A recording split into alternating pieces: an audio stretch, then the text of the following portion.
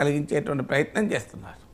Right sir, మరొక విషయం sir, ఇప్పుడు ఇప్పటికే ప్రధాన ప్రతిపక్ష స్థానంపై బీజేపీ కనుకుడు వేస్తుంది, ఎక్కువగా ఫోకస్ పెడుతున్నారు. తెలంగాణలో బీజేపీ ఎక్కువ సీట్లలో బాగా వేస్తేనే రాష్ట్రంలో బీజేపీ భవిష్యత్తు ఉంటుందని చెప్పి ఆలోచిస్తుంది. అంటే ఏ విధంగా చూస్తారు సార్? ఎందుకంటే బీజేపీ సౌత్ పైన ఎక్కువగా ఫోకస్ పెట్టడం, అంటే బీజేపీకి సౌత్పై ఫోకస్ పెట్టినా ప్రధానంగా సౌత్లో సీట్లు పెరగడం అంత ఈజీ అయిన అంశం కాదు. ప్రశాంత్ కిషోర్ లాంటి వాళ్ళు బీజేపీకి 50 సీట్లు దాటుతాయి సౌత్లో అంటున్నారు. ఎందుకంటే కేరళలో ఎన్ని సీట్లు ఎంత ఓట్లు పెరిగినా సీట్లు రావడం కాంగ్రెస్ బీజేపీకి కష్టం.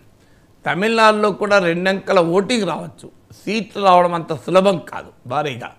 ఇకపోతే ఆంధ్రప్రదేశ్లో ఒక అవకాశం ఉంది, కానీ ఆడ పోటీ చేస్తున్నది 6 సీట్లు. సో ఆడ పరస్పర విరుద్ధమైన సర్వేలు వస్తున్నాయి, వైసీపీకి అనుకూలంగా, టీడీపీ ఎన్డీఏకి అనుకూలంగా. సౌత్లో ఇక కర్ణాటకలో 28 సీట్లు, 26 సీట్లు గతంలో బీజేపీ గెలుచుకుంది.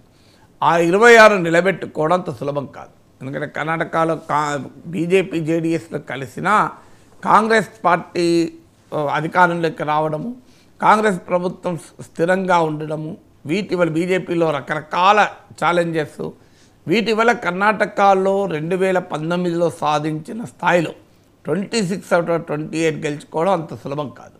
అందువల్ల తెలంగాణ పైన ప్రధానంగా బీజేపీ ఆశ ఉంది. ఎందుకంటే బీజేపీ టాలీ సౌత్ ఇండియా నుంచి పెరగాలి అంటే తెలంగాణలో మంచి విజయాలు సాధించాలి. తెలంగాణలో కూడా ఆల్రెడీ 4 సీట్లు ఉన్నాయి, అంతకన్నా ఎక్కువ సీట్లు రావాలి. సో అది ఇప్పుడు పెద్ద ఛాలెంజ్గా ఉంది. సో బీజేపీ రాజకీయ వ్యూహం ఏంటంటే అఫ్కోర్స్ కాంగ్రెస్ కన్నా ఎక్కువ సీట్లు రావాలని కోరుకుంటుంది, ప్రయత్నం కూడా చేస్తుంది. కానీ దానికన్నా ముఖ్యమైనది ఏంటంటే బీజేపీకి ఇప్పుడు ప్రధాన అపోజిషన్ స్పేస్లోకి వస్తే ఆటోమేటిక్గా తర్వాత క్రమంలో నెక్స్ట్ అసెంబ్లీ ఎలక్షన్ల వరకు బీజేపీ బలపడటానికి అవకాశం ఉంటుంది అని. ఎందుకంటే ఆల్రెడీ 2018 అసెంబ్లీ ఎన్నికల్లో 7% ఓటింగ్ వచ్చింది. 2019 పార్లమెంట్ ఎన్నికల్లో నియర్లీ 20% వచ్చింది, 19% చేంజ్. మళ్ళీ 2023 అసెంబ్లీ ఎన్నికలకు వచ్చే వరకు 14% వద్ద ఆగింది. అంటే అసెంబ్లీ ఎన్నికలతో పోలిస్తే రెట్టింపు అయింది, కానీ పార్లమెంట్ ఎన్నికల ఓటింగ్తో పోలిస్తే తగ్గింది. సో నియర్లీ మీకు 30% తగ్గింది. సో అందువల్ల ఇప్పుడు పార్లమెంట్ ఎన్నికల్లో మళ్ళీ కొంత పెరిగే అవకాశం ఉంటుంది. అది 22 అవుతుందా, 25 అవుతుందా, 26 అవుతుందా అనేది ఇప్పుడు చర్చ. బట్ డెఫినెట్గా బీజేపీ ఓటింగ్ అయితే పెరుగుతుంది. సో అందువల్ల ఇప్పుడు బీజేపీ ఒకవేళ 10 సీట్లు తెచ్చుకొని 35% ఓటింగ్ కనుక చేరిందనుకోండి, చాలా క్లియర్గా బీఆర్ఎస్కి అయితే ప్రమాదం.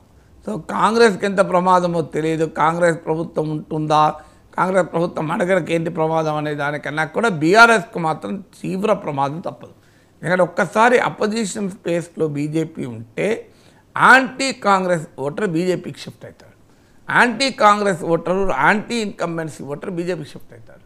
మనం తెలంగాణలో చూసాం, ఇది ఒక దశలో కాంగ్రెస్ బలహీన పడింది అన్న భావన వస్తే యాంటీ కాంగ్రెస్ ఓటు బీజేపీ వెనకాల ర్యాలీ అయి జిహెచ్ఎంసీ ఎన్నికల్లో, హుజూరాబాద్ ఎన్నికల్లో, మీకు దుబ్బాక ఎన్నికల్లో బీజేపీ మంచి విజయాలు సాధించింది.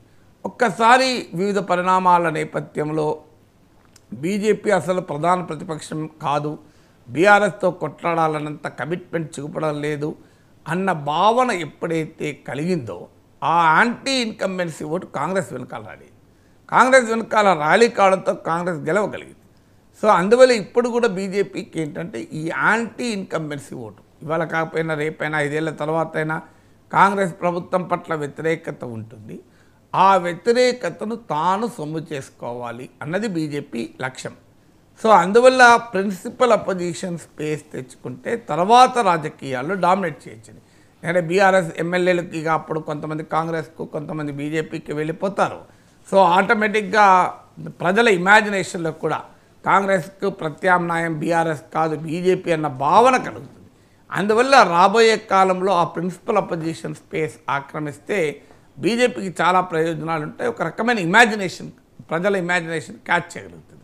అందువల్ల బీజేపీ లక్ష్యం డెఫినెట్గా మ్యాక్సిమం సీట్లు గెలుచుకొని మ్యాక్సిమం ఓట్లు పెంచుకునే దిశగా ఉంటుంది. సార్ మాకు విషయం అంటే ఇప్పటికే లోక్సభ ఎన్నికలు కొన్ని పార్టీలకి